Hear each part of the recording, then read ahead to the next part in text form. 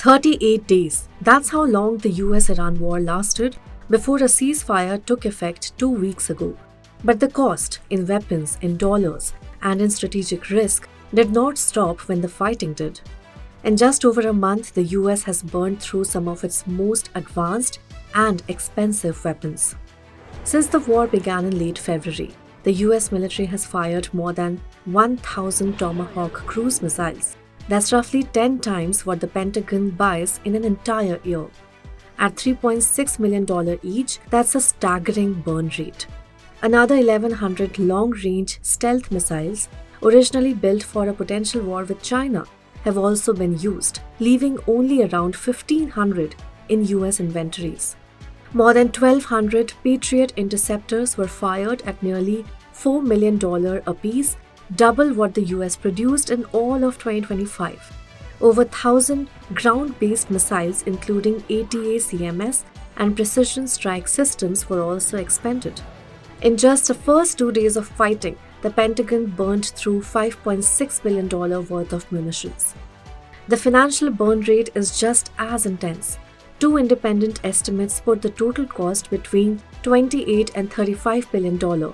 That's close to $1 billion a day. Hidden costs add up too. One rescue operation alone led to the loss of 2 cargo planes and 3 helicopters, worth an estimated $275 million. Some of these weapons were already running low before the war. Now they are critically short. To sustain the fight, the Pentagon pulled resources from across the world. But from Europe to the Asia-Pacific, stockpiles are thinning. In Europe, fewer systems are available to deter Russia. Exercises have been scaled back, and drone availability has dropped.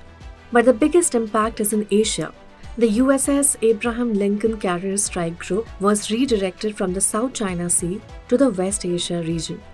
2 Marine Expeditionary Units were pulled from the Pacific, and THAAD interceptors were moved out of South Korea, the only US ally in Asia hosting that advanced missile defense system.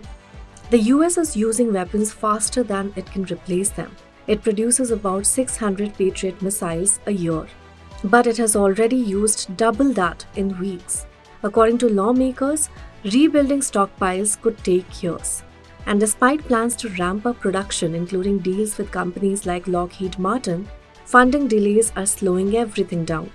The White House has pushed back, with Press Secretary Caroline Leavitt calling these reports false and insisting the US military remains fully prepared.